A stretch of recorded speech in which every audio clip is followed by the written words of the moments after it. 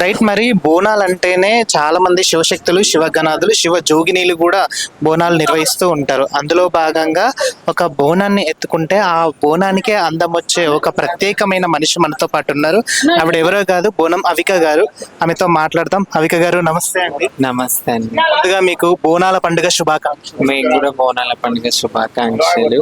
మీరు బంగారు బోనం అంటేనే ఫస్ట్ అవిక గారు గుర్తుకొస్తున్నారు. ఈ మధ్యలో బాగా ట్రెండ్ అవుతూ ఉన్నారు. సో బంగారు బోనానికి ఉన్న ప్రాముఖ్యత ఏంటి? ఎన్ని సంవత్సరాలు మీరు దీన్ని నిర్వహిస్తున్నారు? అసలు ఏంటి మొత్తం కంప్లీట్ గా? ముందుగా ఆషాఢ మాసం బోనాల పండుగ శుభాకాంక్షలు అందరికీ. ఈ బంగారు బోనం అనేది అమ్మవారికి గత 10 సంవత్సరాల నుంచి ఈ కార్యక్రమాన్ని కొనసాగిస్తూ ఉన్నారు.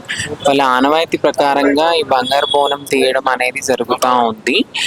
అది ఏంటంటే ఉమ్మడి దేవాయలో ఊరేగింపు కమ్యూనిటీ నుంచి ఆధ్వర్యంలో ఇక్కడ హరిబోలి బంగారు మైసమ్మ టెంపుల్ నుంచి గోల్కొండ జగదాంబికకి బంగారు పాత్రలో అమ్మవారికి నైవేద్యం సమర్పించడం జరుగుతుంది.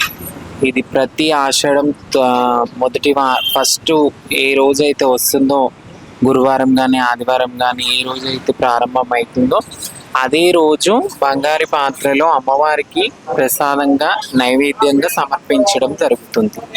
ఈసారి ఏంటంటే బంగారు మైసమ్మ టెంపుల్ చైర్మన్ అయిన మధుసూదన్ యాదవ్ గారి ఆధ్వర్యంలో ఈసారి బంగారు బోనం చేయడం జరిగింది.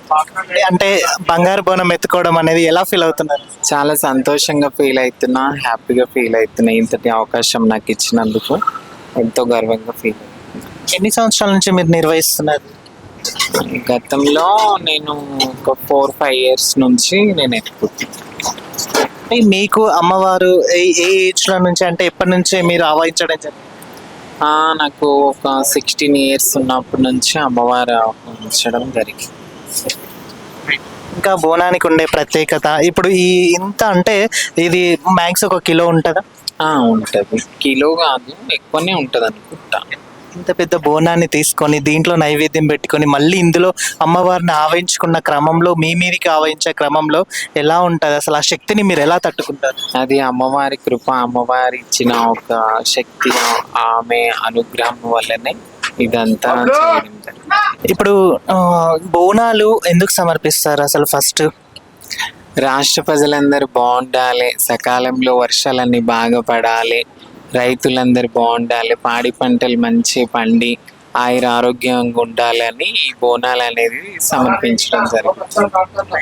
అంటే ఇప్పుడు పాడి పంటలు సుఖశాంతులతో రైతులు కూడా కష్టాలు లేకుండా అన్ని సంతోషంగా ఉండాలి అని అంటున్నారు. ఈ సంవత్సరం వర్షాలు ఏమైనా కురిసే సూచన ఏమన్నా ఉందా? అయితే ఈ సంవత్సరం చాలా తక్కువగా ఉన్నాయి. అమ్మవారిని అదే కోరుకుంటున్నాము. అన్ని వర్షాలు బాగా పడి పంటలు బాగా పండి రైతులందరూ మంచిగా ఉండాలి అని చెప్పేసి మనస్ఫూర్తిగా అమ్మవారిని వేడుకుంటున్నాం.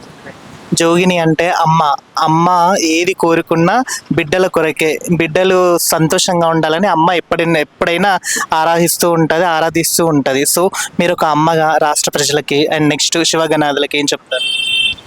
అందరికీ ఈ యొక్క బోనాల పండుగ శుభాకాంక్షలు.